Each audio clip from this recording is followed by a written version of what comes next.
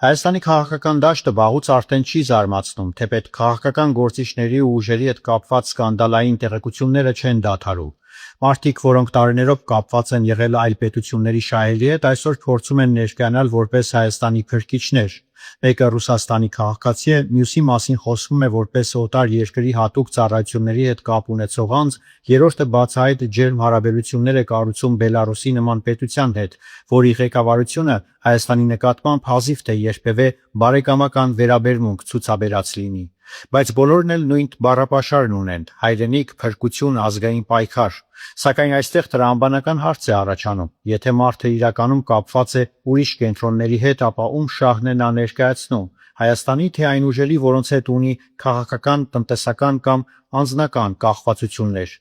Հայաստանի ամենամեծ խնդիրներից մեկն այն է, որ քաղաքական դաշտում հայրենասիրությունը հաճախ օգտագործվում է որպես քող, որքան բարձր են գոռում հայրենիքի մասին, այնքան հաճախ պարզվում է, որ իրական կապերը, բիզնես շահերը կամ քաղաքական կենտրոնները Հայաստանից դուրս են։ Իսկ հասարակության մի մասը դեռ շարունակում է հավատալ գեղեցիկ կարգախոսներին, առանց հասկանալու, որ իրական անկախությունը սկսվում է հենց քաղաքական ինքնիշխանությունից։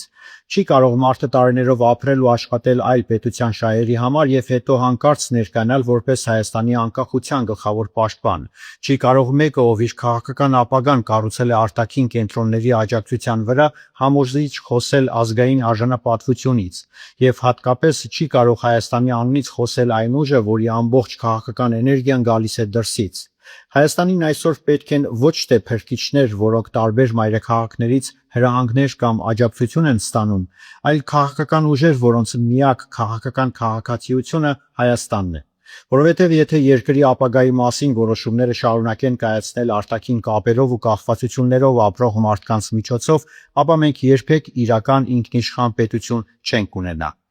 Ես Մկրտիչ Իսրայելյանն եմ, կհանդիպենք։